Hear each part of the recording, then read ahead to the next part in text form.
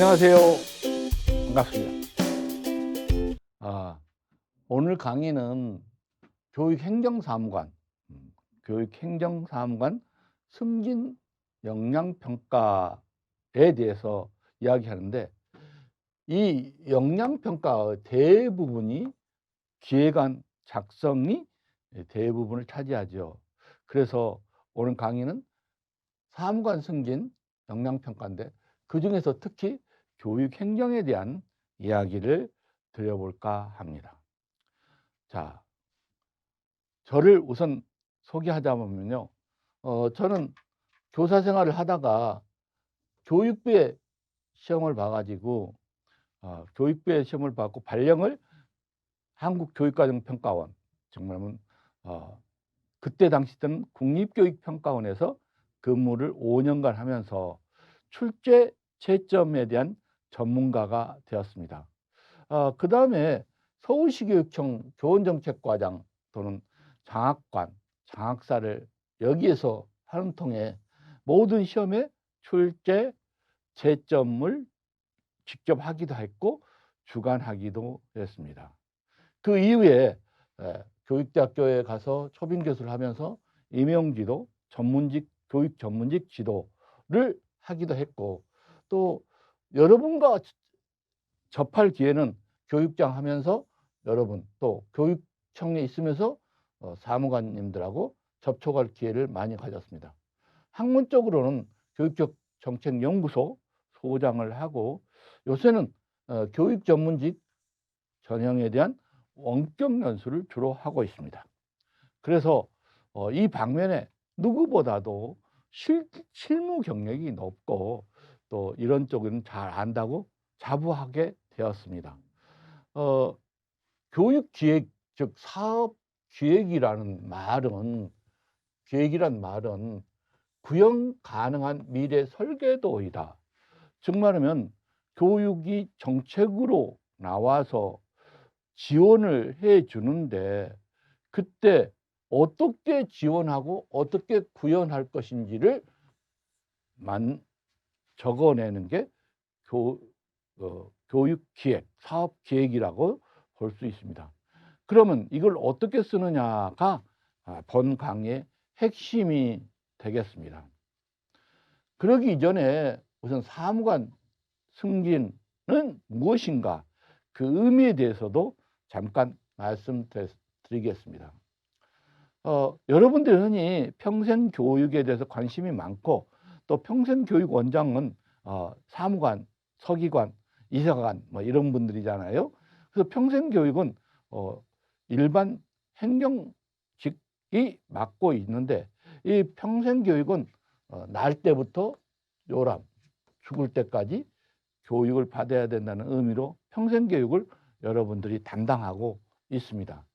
근데 다른 서양에서는 일반적으로 교육하면 학교교육과 평생교육으로 나누는데, 우리나라만큼은 이걸 뛰어넘어서 제일 먼저 태어나기도 전에 교육을 시키죠. 태교라고. 우리나라는 정말 태교를 옛날 서적에 보면 아주 굉장히 잘 하고 있었죠. 그리고 죽어서도 교육을 하라고 합니다. 학생이라 하잖아요. 현고 학생 부군신입니다. 그래서 죽어서도 공부해라. 태어나기도 전에 공부하고, 살았을 때 공부하고, 죽어서도 공부하라고, 여러분, 이렇게 제사 지낼 때 부모님한테, 아니, 자식들한테만 공부를 한 게 아니라 죽어서도 아빠, 엄마한테 이 학생이라고 붙이고 이렇게 했어요. 상당히 유교적인 사상에 이렇게 됐는데, 만약에 여러분이 사무관으로 승진이 된다면 이게 학생에서 무엇으로 벗어나면 사무관이 됩니다. 현고, 사무관, 부군, 신이라고 지방 문기가 달라집니다. 이 관이나 장은 업무를 추진하기 중심이 있지만 판단하는 역할을 합니다. 판단. 그래서 이 관이 붙으면 판단하게 되는 사람이고 장이 붙으면 판단하게 됩니다. 그래서 이 학생이란 말은 관이나 장의 벼슬을 못하고 돌아가신 분한테 계속 더 배워라. 그래서 다음 생에서라도 나와서 벼슬을 해서 교장, 또 학생교육원장, 또 평생교육원장, 또 무슨 사무관, 서기관, 이사관, 관리관 이런 것들을 해라라는 의미가 이 학생입니다. 그래서 교장 선생님들은 승진하면 자기 그 대통령 임용장이잖아요. 그 임용장 너무 커서 보관도 힘듭니다. 그걸 가지고 산소에 가서 조상님, 제가 학생을 면하게 됐습니다. 학생 부군 신의를 면하게 해서 조상님 덕분에 이제 교장 부군 신의가 되었습니다. 라고 보고하는 경우가, 보고하는 친구들이 많이 있습니다. 그런 글도 많이 있고요. 그래서 그렇게 장이나 관을 하고 싶어 하죠. 그래서 여러분이 사무관 승진되면 이게 뭐가 달라진다? 제사 지낼 때 이게 호칭이 달라진다. 그래서 여러분이 하고 싶어 하죠. 근데 너도 나도 인플루언서, 옛날에 사무관이요. 처음 사무관 제도가 생길 때는 군수가 사무관이었습니다. 지금은 무보직 사무관도 많고 무보직 서기관도 많이 있지만 그렇게 약간 인플레가 된 셈이죠.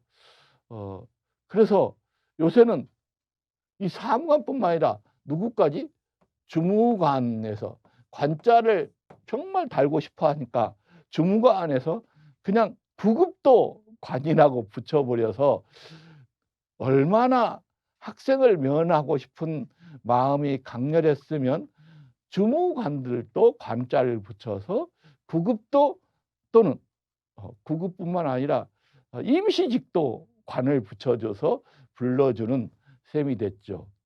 내가 미장원에 갔더니 어떻게 불러야 되나요? 선생님이라고 부르세요. 그래요. 나가 선생님인데 미용사들 보고 선생님 하려니까 입에서 말이 안 나와요. 이렇게 세상에 선생님이 학생을 가르치는 사람이 아니라 미용사들도 우리를 선생님이라고 불러주세요. 라고 당당하게 이야기를 하는 세상이 되어서 주무관이 되었습니다. 아무튼 세상에 일은 그렇지만 그래도 사무관 승진은 여러분에게 매우 가치로운 일이고 급여부터 또 다르지 않습니까? 사무관이 하려면 사업 기획을 잘 써야 되니까 이 사업 기획을 여러분이 한번 봐두는 것도 좋습니다. 저는 교육행정직 출신이 아니고 교육 전문직 출신이잖아요. 그래서 제 강의를 듣는 게 꼭 도움이 될까 안 될까 이런 생각도 할 수 있으리라고 봅니다. 그런데 결국에는 교육청에서는 서로 쌍끌이로 행정직만 기획한 거 아니고 전문직만 기획하는 거 아니고 함께 같이 하죠. 하는 일이 분류는 되어 있지만 그렇다고 해서 이 일은 나하고 관계없고 저 일은 관계없다가 아니라 둘이 보완관계를 해서 협력적 보완관계를 해서 함께 나가야만이 교육 행정 지원이 제대로 되지 않습니까?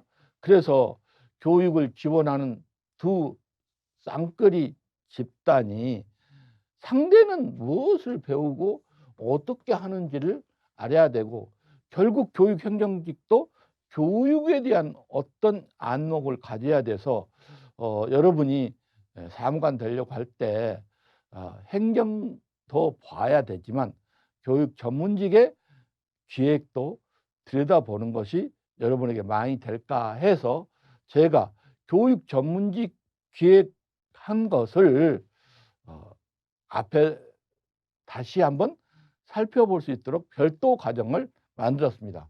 그래서 교육 전문직 강의 구성은 전체적으로 기획안이 무엇인가 또 어떻게 길러야 될 것인가를 총론으로 이야기하고 그다음에 각 강론을 제목, 배경, 목적, 방향, 세부 추진계획, 예산 운영계획 이런 식으로 강론을 설명하고 있고, 그 다음에 또 실전 문제, 또 이렇게 할 때 어떤 피드백을 할 것인가를 강의를 해주는데 총 12시간이죠. 12시간에 대해서 강의를 해주면 여러분이 이거 별도 기획만, 여러분은 시험 보는 게 기획 하나니까 기획만 보면서 전문직들한테 기획은 어떻게 되는가를 보면서 사무관 기획도 참고하면 좋은 공부가 될 것 같아서 이와 같은 과정을 만든 것입니다. 자, 그러면 전문직들한테 하는 기획이기 때문에 아주 기초부터 했습니다. 아주 기초부터. 물론 여러분들은 행정 1이니까 9급 때부터 계속 7급도 이렇게 기획을 많이 해봤지만 전문직들은 가르치는 일이 주업이다 보니까 기획을 생소합니다. 그래서 전문직들한테 하는 강의이기 때문에 처음 부분은 상당히 기초다라고 생각할 수 있을 겁니다. 그러나 기초가 튼튼해야 되니까 기초부터 튼튼하게 하기 위해서 여러분이 강의를 들으면 이 큰 나무처럼 뿌리가 튼튼해야 나무가 잘 자라고 튼튼한 것처럼 여러분이 사업 기획안 솜씨가 매우 늘어날 걸로 생각됩니다. 그래서 지금 이 시간은 12시간 강의 중에 첫째 시간으로 되겠습니다. 여러분이 이 강의가 도움이 되어서 사무관 승진하는데 많은 도움이 되기를 바랍니다. 기획이 여러분에게 어렵다 하는 건 생소하다는 거예요. 여러분은 논술은 많이 써봤잖아요. 면접도 해봤잖아요. 했는데 기획은 안 해봤다는 생각이 들어요. 그리고 계획은 해봤는데, 계획서는 써봤는데 기획이니까 계획과 기획은 어떻게 다르나 이런 생각도 들거든요. 그래서 생소하기 때문에 가장 어려워하는 부분이 여기입니다. 교육부에서 시험 볼 때는 기획 한 과목 시험을 보통 자료를 14페이지, 17페이지를 주고 이 쓰는 시간을 4시간을 준 적이 있습니다. 4시간을 줘도 어렵습니다. 보통 시도교육에는 90분을 주죠. 그래도 어렵습니다. 그러면 기획이 뭐냐 할 때 뭐 계획을 기획하다 이런 뜻인데 제가 기획을 하는 것과 아는 것의 차이. 자, 제가 교장 선생님을 할 때 캠프 활동을 가는 것을 보고 내가 그 다음 날 우리 캠프 활동을 안전하게 잘 하고 있는지 교감 선생님과 같이 가 보았습니다. 가 보았더니 학생들이 열심히 활동 중인데 우리 선생님들이 안 보여요. 그래서 우리 선생님들은 어디 계십니까 했더니 숙소에서 주무시고 계십니다. 그러니까 아니 지금 시간이 몇 시인데 잠을 자고 있어요 하고 제가 숙소에 가봤습니다. 숙소에 갔더니 이렇게 교장 선생님 오셨어요 하면서 눈을 부비면서 나와요. 그래서 그러면서도 교장 선생님 오셨는데 내가 잠자고 있어서 미안해요 이런 표정이 하나도 없이 당연한 듯이 왜 낮잠을 깨십니까 라는 표정이에요. 그래서 제가 왜 학생과 함께 하지 않습니까? 학생과 함께 하는 걸 임장활동이라 합니다. 어떤 사고가 났어도 선생님이 학생과 함께 하고 있으면 선생님은 선의의 주의를 다했기 때문에 면책이 됩니다. 근데 학생이 있는 곳에 선생님이 없으면 사고 나면 그 현장에 없는 선생님, 그 임장활동을 하지 않는 선생님이 전체 책임을 지죠. 심지어 그 돈이 들면 처음에 그 보상비를 사고 나서 돈이 들면 보상비를 교육청에서 해주지만 다시 그 선생님한테 구상권을 청구합니다. 구상권이라면 거기에 들어간 손해배상을 선생님이 해야 돼요. 그만큼 선생님이 할 수 있는 최선을 다했느냐, 잠이나 자고 있느냐 굉장히 다르거든요. 그래서 아니 왜 여기 있습니까 하니까 교관들이 선생님 들어가서 쉬세요 해서 교관 말을 듣고 그랬다. 이게 그래서 선생님, 교관이 선생님 말씀 들으셔야 됩니까? 선생님이 교관 말씀 들으셔야 됩니까? 하니까 아무 말씀도 안 하셔요. 그래서 그렇게 말했다가 가만히 생각해 보니까 이건 선생님들 잘못이 아니라 교장인 나의 잘못이다. 왜냐하면 기획이 잘못됐다. 기획이 잘못됐다. 자, 그래서 그 다음에는 매일 날짜별로, 장소별로, 시간별로 일정을 짠 거에다가 여기에는 3학년 일반 선생님, 여기는 3학년 2반 선생님, 여기는 국어 선생님, 이렇게 해서 몇 시부터 몇 시까지의 활동은 언제나 임장 활동할 수 있도록 적어놨습니다. 그리고 나서 그 다음에 가보니까 한 분도 안 지킨 분이 안 계셔요. 자기가 맡은 시간, 자기가 주어진 시간은 철저히 보더라고요. 근데 아무나 임장 활동을 열심히 하세요 하면 아무도 안 해버려요. 즉 계획서에 시간, 장소, 업무와 책임을 명기한 것과 명기하지 않는 것은 엄청 차이가 납니다. 그래서 기획이 잘 돼야, 계획이 잘 되어야 잘 돌아가기 때문에 기획을 중시 여긴다는 겁니다. 우리가 흔히 많이 쓰는 학습 과정안을 예를 들면, 학습 과정안이 뭡니까? 교수 학습을 할 때 나는 어떻게 하겠다라고 작성하는 거죠.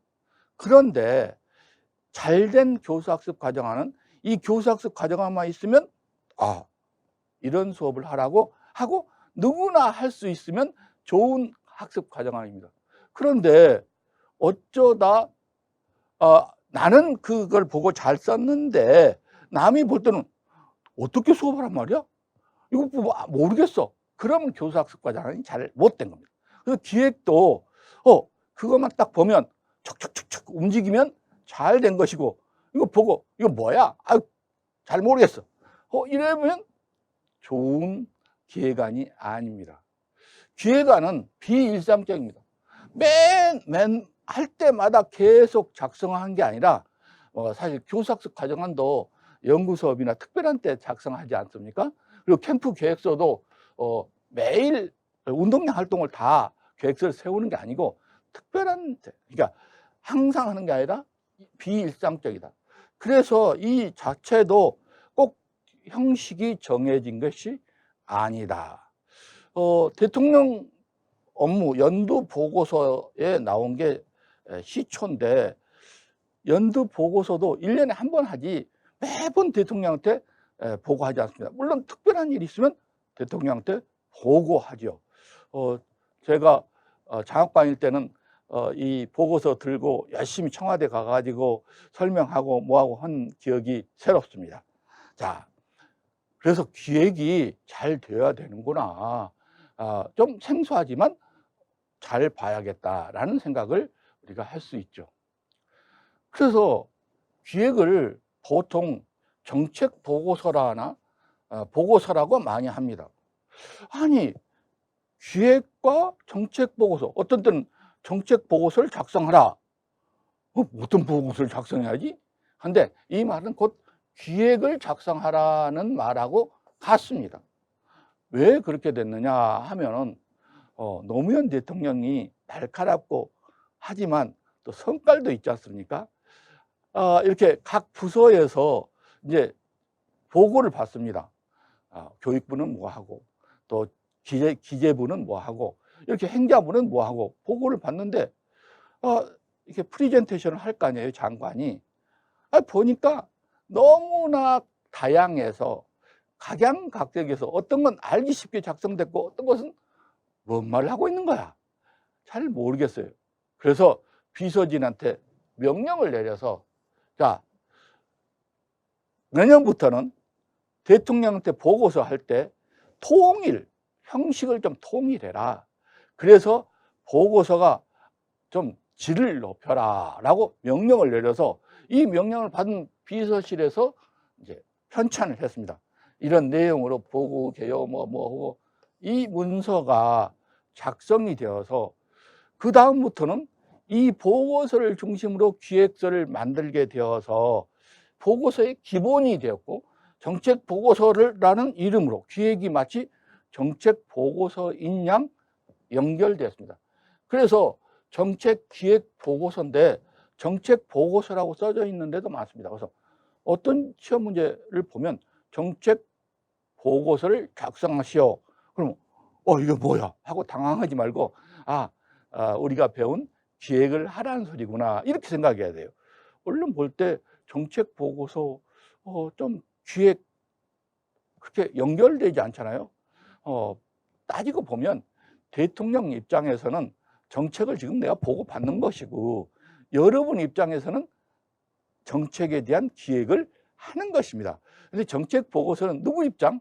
대통령 입장, 또 보고받는 사람 입장으로 이것을 이름이 붙여지니까 그렇습니다. 나도 정책 보고서가 왜 기획하고 동의하냐 알 수가 없는데, 이제 보는 사람이 보고하는 자냐 보고받는 자에 따라서 명칭이 좀 그렇게 됐다는 것입니다.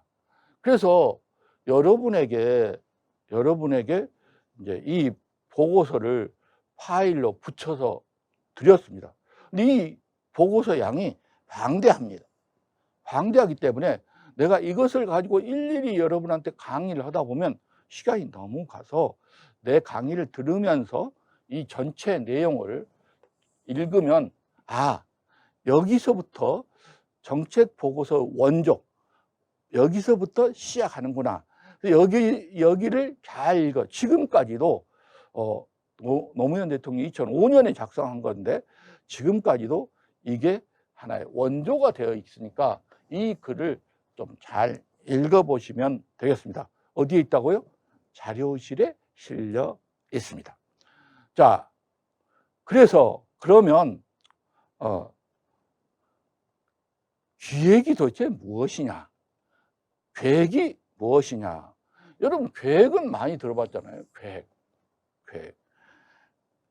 자, 기획은 어떻게 할 것인가라는 플래닝입니다. 그러니까 이렇게 어떻게 할 것인가를 동시에 적은 거고, 이게 어떻게 하라고 딱 완료된 것은 명사적이니까 계획이고, 그 계획서를 만들고 그 과정까지, 그러니까 시작에서 끝까지 딱 적어져 있는 것은 기획입니다. 그래서 시작과 끝까지 연결되어 있는 거죠. 현재 진행형이죠. 진행형. 근데 이건 딱 완료된 이 계획서대로 할 겁니다 하고 완료된 것은 계획이라고 하고요. 그래서 기획이 완료되면 뭐가 됩니까? 계획이 되는 겁니다. 그래서 무엇을 할 것인가, 어떻게 할 것인가를 생각하는 것이 기획이고, 그냥 그걸 보고 적어져 있는 대로만 하면 계획이고, 어떻게 무엇을 할 것인가까지 생각하면 기획이 됩니다. 그래서 여기는 진행형, 과정이고, 여기는 나타나 있는 결과입니다. 예를 들면 이건 건축물이라고 보면 여기는 시공 과정을 그린 설계도입니다. 그러니까 설계뿐만 아니라 설계도는 딱 계획하고 같지만 언제 어디서 사서 얼마짜리를 어떻게 납품해서 이것까지 다 들어가야 되는 것이 기획이죠. 그래서 앞으로 해야 할 일을 전체를 적어 놓은 것이고, 그래서 앞으로 무엇을 해야 되니까 현재 현황을 파악하고 문제점이 무엇이고 어떻게 해결할 것인가를 적는 게 가장 큰 문제가 되죠. 이렇게 이미 해결 방안을 결정되어져 있는 것을 적은 것은 계획입니다. 그래서 즉 판단, 선택 과정이 들어있는 거고, 이건 판단, 선택 과정이 안 들어있고 이미 들어있는 것을 그대로 옮기라고 적어져 있는 것이 됩니다. 자, 흔히 보면 여기에 가로 안에 안이라는 게 써 있어요. 안이란 것은 안, 이런 안 저런 안을 제시한다, 그죠? 이런 안 저런 안, 즉 A 정학사는 이렇게 생각하고 B 정학사는 이렇게 생각할 수 있고, 즉 플랜 A가 있으면 플랜 B가 있고 플랜 C가 있을 수 있잖아요. 그러니까 안이라는 것은 이런 것도 저런 것도 있다 해서 아직 확정되지 않고 이렇게 할까요? 라는 안을 제시하는 것입니다. 그래서 여기에 안이 가로 안에 붙었으면 이게 아직 이렇게 할까 저렇게 할까 많이 하고 있다. 흔히 그러잖아. 플랜 B가 없으면 안 된다. A가 고장 나버리면 바로 B가 들어가야 된다. 뭐 이런 이야기도 있잖아요. 그러니까 여기에 안이, 그러니까 여러분이 작성한 건 언제나 가로 안에 안이 있어야 됩니다. 여러분이 작성한 건 아직 확정되지 않았잖아요. 여러분이 작성해서 상관이, 장학관이 또는 장이 사인을 해서 확정을 시키면 안이 아니라 계획으로 되면서 이게 안이 떨어져 나갑니다. 그런데도 이 사실은 결제 낼 때 안이 필요하고 결제가 끝나고 학교로 보낼 때는 이걸 삭제를 해야 되는데, 이제 결제가 나면 결제 날 때까지는 그냥 신경이 확 쓰다 결제 나면 야 끝났다 하고 그냥 결제 난 안을 떼내지도 않고 그냥 학교에 보낸 경우가 많아서 이 안자가 학교에 나온 공문에도 많이 있습니다. 사실 그건 아닙니다. 안이 아니고 확정이 이미 되어버린 것입니다. 그래서 기획은 비일상적으로 처음 시작할 때, 그 일을 시작할 때 한번 하는 거고, 이것은 계획은 확정된 정책이나 법령이나 규정입니다. 그래서 결국에는 교육 전문직은 기획을 해서 이걸로 갖고 어떻게 일을 할 것인가를 말한다. 그래서 학교에서는 그 계획을 보고, 기획으로 완성된 계획을 보고 실행을 한다. 이렇게 생각하면 됩니다. 그래서 굉장히 중요하다는 이야기가 되죠. 우선 용어의 설명을 좀 해보겠습니다. 그런데 기획이라고 지금 제가 열심히 말했잖아요. 기획인데 여기에 사업기획이라고 하는 경우도 있고 정책기획이라고도 하기도 하고 교육기획이라고도 합니다. 그래서 사업기획이 왜 사업기획이냐? 아니 우리가 사업하는 것도 아니고 공무원이 무슨 사업기획을 하라는 말인가? 근데 시험 과목에 서울 같은 경우에 사업기획안 작성 이렇게 나오거든요. 사업이란 게 뭡니까? 사실은 우리가 이런 어떤 일을 할 때 인적, 물적 자원이 필수적으로 들어갑니다. 말로만 이렇게 하자 해갖고는 안 되고 사람이 있어야 되고 돈이 있어야 움직여지죠. 그래서 사업, 즉 돈이, 그 예산이 있어야 움직이는 겁니다. 그 예산 사업으로서의 기획을 이야기하는 겁니다. 그래서 인적, 물적 자원, 선생님들한테도 월급을 줘야 움직이지 선생님한테 월급을 안 주면 누가 하시겠어요. 그 다음에 또 학교란 건물이 있어야 뭐 움직이지 않습니까?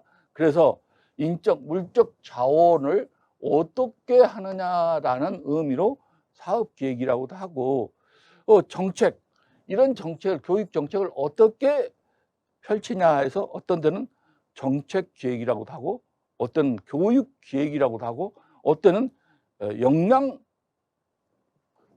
강화 뭐 이런 식으로도 씁니다. 그래서 전문직의 역량은 기획에 있다 해서 기획이란 단어를 안 쓰고 역량 강화 시험, 역량에 대한 시험을 본다, 이렇게도 표현하기도 합니다. 그렇지만 그 역량이라는 게 기획과 논술을 본다는 그런 이야기죠. 그래서 이걸 거의 다 동의어로 보시면 됩니다.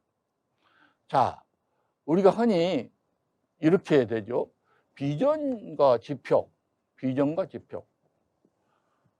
비전은 우리가 장래에 어떤 상황으로 갈 것인가 이런 걸 보는 거죠. 예를 들면 북쪽으로 간다 하면 우리는 북극성이 있는 쪽으로 간다. 그런 게 이 비전입니다. 북극성으로 간다.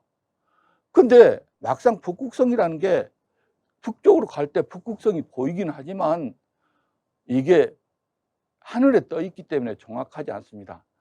그럴 바에는 북극 지점으로 간다 하고 지표, 땅에 딱 표시가 있어야 더 확실하죠. 이것은 하나의 그 추상적인 거라면 지표는 구체적으로